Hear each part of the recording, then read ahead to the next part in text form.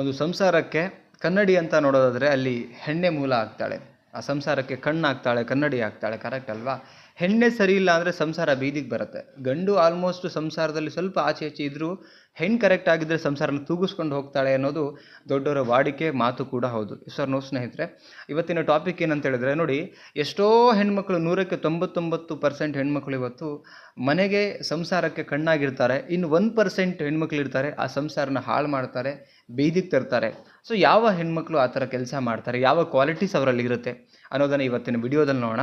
ಚಾನಲ್ಗೆ ಹೊಸಬ್ರಾಗಿದ್ದರೆ ಸಬ್ಸ್ಕ್ರೈಬ್ ಮಾಡ್ಕೊಳ್ಳಿ. ಇದೇ ಥರದ ಸುಮಾರು informative and realisation motivational video ಬರುತ್ತೆ ಅಂತ ಹೇಳ್ತಾ ವಿಡಿಯೋಗೆ ಸ್ಮಾಲಾಗಿ ಲೈಕ್ ಮಾಡಿ. ನೀವು ಲೈಕ್ ಮಾಡೋದ್ರಿಂದ ಅಗೇನ್ ಬೇರೆ ಬೇರೆ ವಿಡಿಯೋ ಮಾಡಬೇಕು, ಹೊಸ ಹೊಸ ವಿಡಿಯೋಗಳನ್ನು ಕೊಡಬೇಕು ಅಂತ ಒಂದು ಐಡಿಯಾಸ್ ಬರುತ್ತೆ.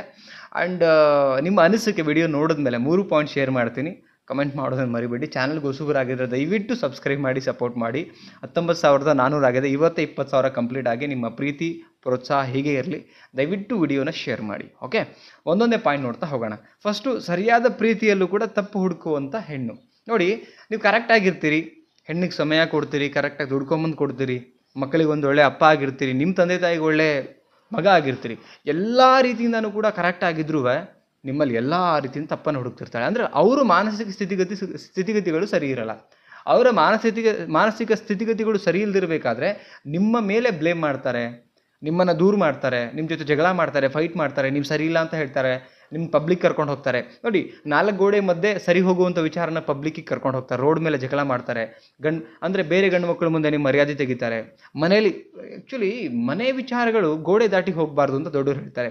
ಹೆಣ್ಣು ಶಾಂತ ಸ್ವಭಾವದಳಾಗಿರ್ಬೇಕು. ಆ್ಯಕ್ಚುಲಿ ಅದು ಮಿತಿ ಮೀರಿದಾಗ ಅದು ಒನಕೆ ಹೋಗುವಂಥರ ಆಗೋದು ಬೇರೆ.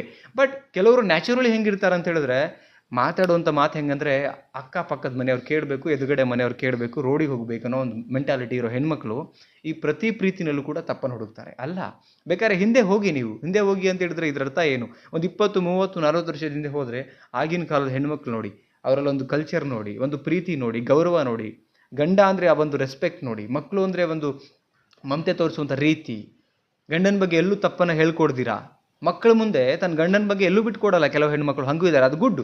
ಓಕೆ, ಬಟ್ ಇವ್ರೇನು ಮಾಡ್ತಾರೆ, ಈ ಕ್ವಾಲಿಟೀಸ್ ಅಂದರೆ ನಿಮ್ಮ ಮನೆ ಹಾಳು ಮಾಡುವಂಥ ಹೆಣ್ಮಕ್ಳು ನಿಮ್ಮ ಪ್ರತಿ ಒಳ್ಳೆತನದಲ್ಲೂ ಕೂಡ ತಪ್ಪನ್ನು ಹುಡುಕ್ತಾರೆ, ನಿಮ್ಮನ್ನು ನೆಗೆಟಿವ್ ವಿಲನ್ ಥರ ನೋಡ್ತಾರೆ. ಓಕೆ, ಈ ಥರದ ಹೆಣ್ಣಿಂದ ಸ್ವಲ್ಪ ದೂರ ಇರೋಕ್ಕೆ ಟ್ರೈ ಮಾಡಿ, ಇಲ್ಲಾಂದರೆ ಎಚ್ಚೆತ್ಕೊಳ್ಳಿ. ನೆಕ್ಸ್ಟ್ ಪಾಯಿಂಟ್ ಏನಂತ ಹೇಳಿದ್ರೆ, ತಪ್ಪು ಮಾಡದೆ ಹೋದರೂ ಅನುಮಾನ ಪಡುವಂಥದ್ದು. ನೋಡಿ, ಈಗ ಗಂಡ ಸರಿಯಾದ ರೀತಿಯಲ್ಲಿ ಇರ್ತಾನೆ, ಬಟ್ ಇವ್ರು ಹಾಗಲ್ಲ. ಅದನ್ನು ಅರ್ಥ ಮಾಡ್ಸೋಕೆ ಹೋದರೂ ಕೂಡ, ಅರ್ಥ ಮಾಡಿಸೋದ್ರಲ್ಲಿ ಒಂದು ಎಕ್ಸಾಂಪಲ್ ಕೊಟ್ಟರು ಕೂಡ ತಪ್ಪನ್ನು ಹುಡುಕ್ತಾರೆ. ಪರಿಪೂರ್ಣವಾದ ಮಾತನ್ನು ಕೂಡ ಕೇಳಲ್ಲ, ಕ್ರಾಸ್ ವೆರಿಫಿಕೇಷನ್ ಮಾಡಲ್ಲ. ಗಂಡ ಹಾಗೆ ಮಾಡ್ತಾನ, ತಪ್ಪು ಮಾಡ್ತಿದ್ದಾನ, ಅಥವಾ ಅವ್ನು ಮಾಡಿಲ್ವಾ, ನಾನು ಪಡ್ತಾ ಇರೋ ಅನುಮಾನ ಆಗಿದೆಯಾ ಇಲ್ವಾ, ಎಲ್ಲ ರೀತಿಯಿಂದ ಕೂಡ ಕರೆಕ್ಟಾಗಿ ತಿಳ್ಕೊಳ್ಳೋದೇನೆ ಸುಖ, ಸುಮ್ಮನೆ ಅನುಮಾನ, ಪ್ರತಿದಿನ ಜಗಳ.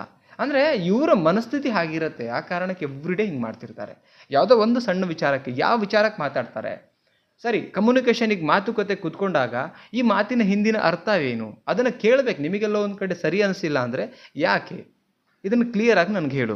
ಕ್ಲಿಯರಾಗಿ ತಿಳ್ಕೊಂಡ ಮೇಲೆ ಓಕೆ, ಒಳ್ಳೆಯದಾ ಕೆಟ್ಟದ ಯೋಚನೆ ಮಾಡಿ ಆಮೇಲೆ ಅವ್ರ ಮೇಲೆ ನೀವು ಸಿಟ್ಟಾಗಬೇಕಾ ಸಿಟ್ಟಾಗಬಾರ್ದು ಅಂತ ಡಿಸೈಡ್ ಮಾಡಿ.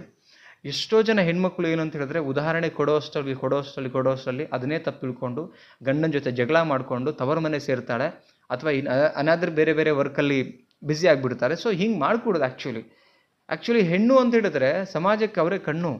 ನೆನಪಿರಲಿ ನಿಮಗೆ, ಈ ನಮ್ಮ ಸಮಾಜದಲ್ಲಿ ಒಂದು ರೀತಿ ಒಂದು ಒಳ್ಳೆ ಸ್ಥಾನ ಇದೆ, ನಿಮ್ಮನ್ನು ಭೂಮಿ ತಾಯಿಗೆ ಹೋಲಿಸ್ತಾರೆ ಅಂದಮೇಲೆ.